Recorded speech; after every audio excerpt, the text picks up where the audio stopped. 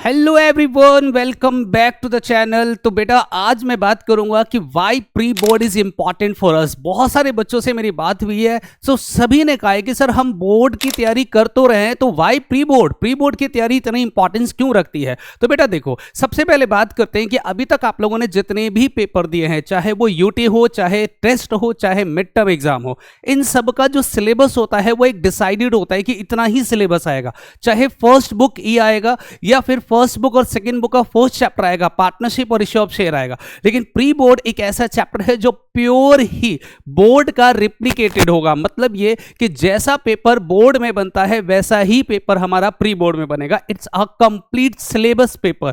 मतलब यहां पर मेरे पास तीनों बुक के कंप्लीट चैप्टर आएंगे, फॉर्मेट बिल्कुल सेम होगा और बोर्ड जैसा ही पेपर होगा। अब सवाल ये उठता है कि सर प्री बोर्ड की क्यों तैयारी की बात कर रहे हो। तो बेटा देखो आराम से, आप जानते हो कि प्री बोर्ड में सबसे पहले अगर आप अच्छे से स्कोर करते हो, ठीक से मेहनत करते हो, तो आपका कॉन्फिडेंस लेवल बहुत हाई हो जाएगा। सबसे पहले बात करेंगे, आपका जो कॉन्फिडेंस है वो बहुत हाई हो जाएगा।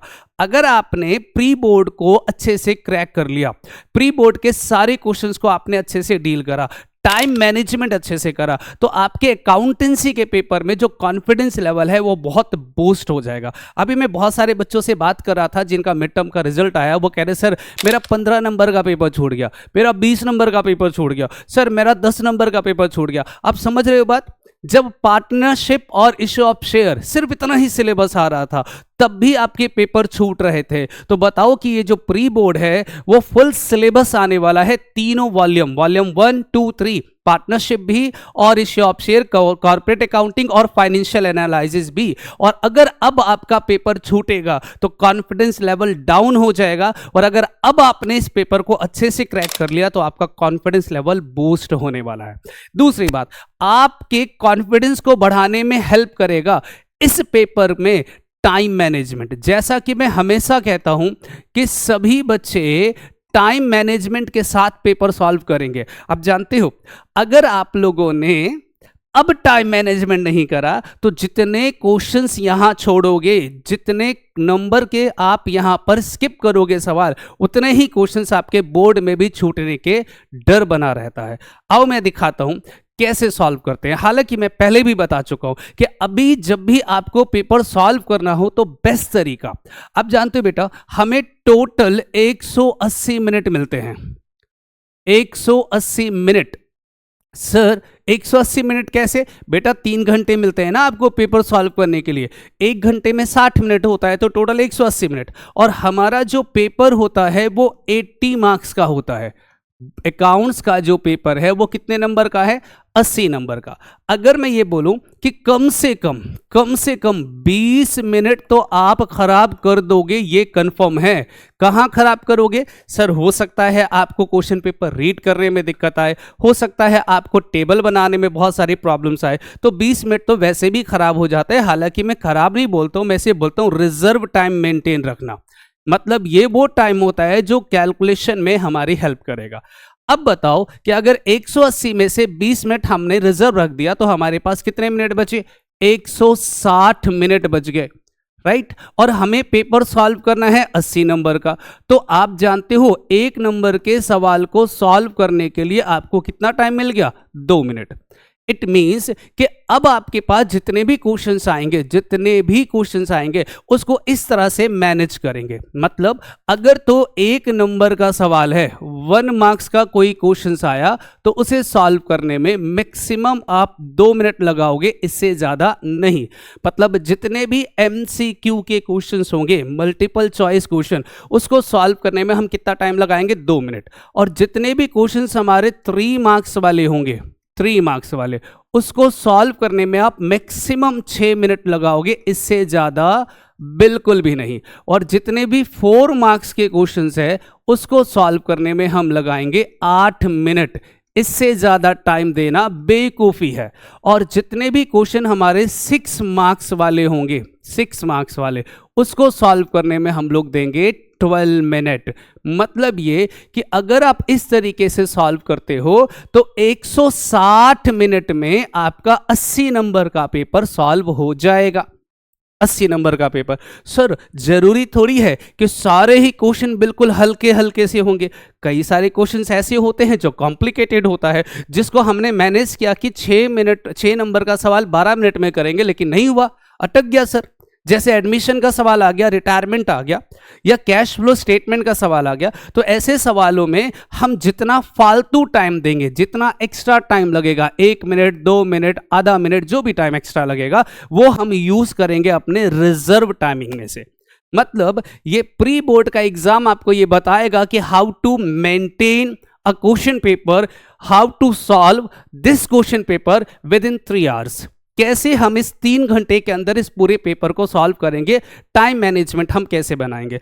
इसीलिए अगर किसी बच्चे ने अभी से प्लान बना लिया कि सर छोड़ो ना, प्री बोर्ड के मार्क्स तो जुड़ते नहीं हैं, हम बोर्ड पे ध्यान रखेंगे, तो जो गलतियां यहां होनी चाहिए, जो गलतियां प्री बोर्ड में हमें पता चल जाना चाहिए, जो गलतियां हम यहां करेंगे, वो सारी गलतियां पोस्टपोन होकर बोर्ड में चला जाएगा। अगर मान लो किसी बच्चे ने पूरे 80 मार्क्स की तैयारी कर लिया और वो ये सोच के जा रहा है कि फुल सिलेबस हमने कंप्लीट कर लिया जी, हमें पूरे 80 मार्क्स चाहिए हमारे प्री बोर्ड के अंदर, और किसी कारणवश उसके मार्क्स कम हो गए, लेट्स से सर 75 ही आया, लेट्स से 70 आया या 65 आया, तो क्या गलती हुई थी मेरे इस प्री बोर्ड के अंदर, ये हमें पता चल जाएगा। या हमारा टाइम मैनेजमेंट फेल हो गया, पेपर छोड़ गया सर हमारा, या फिर सर कुछ क्वेश्चन बहुत कॉम्प्लिकेटेड थे, वहां हम लोगों ने ज्यादा टाइम खराब कर दिया। या ऐसा हो सकता है कि सर हमने पेपर सॉल्व करने का तरीका गलत फॉलो कर लिया था, हमने स्टार्टिंग से स्टार्ट कर दिया था 1 से लेकर एंड तक, लास्ट में जाते जाते 2-3 सवाल छोड़ गए। तो ये गलतियां जो भी करना है मुझे, वो अभी करना है प्री बोर्ड के अंदर, बोर्ड के अंदर नहीं, क्योंकि प्री बोर्ड के मार्क्स नहीं जोड़ेंगे तो इसका हमारे पास अपॉर्चुनिटी है कि सर इसके मार्क्स नहीं जोड़ेंगे, लेकिन अगर बोर्ड में ये गलतियां हो गई तो फिर साल खराब हो जाएगा। इसीलिए pre board is the most important step for दो स्टूडेंट जो स्कोर करना चाहते हैं बोर्ड के अंदर। Pre board is the most important paper for दो स्टूडेंट जो स्कोर करना चाहते हैं बोर्ड के अंदर। तो सभी बच्चे ध्यान रखना, अगर किसी के स्कूल वाले बोलते हैं कि सर हमें प्री बोर्ड लेना है, साथ में री प्री बोर्ड भी लेना है, री प्री बोर्ड, तो कभी मना मत क्या करो, हमेशा ये माना करो कि प्री बोर्ड हो या री प्री बोर्ड हो, both are the board examination, और उसी लेवल से उसको तैयारी करना है। ठीक। दूसरी बात, सर अगर मान लो हमने प्री बोर्ड के अंदर स्कोर कर लिया 75, 78 आउट ऑफ 80 में से हमारे आगे, तो हमारा कॉन्फिडेंस लेवल तो वैसे ही हाई हो जाएगा, और अगर इसमें जो गलतियां हुई उससे हमें बहुत कुछ सीखने को मिलेगा। इसीलिए मैं कहता हूं कि हर बच्चे के लिए, 12वीं क्लास के हर बच्चे के लिए प्री बोर्ड बहुत इंपॉर्टेंट है।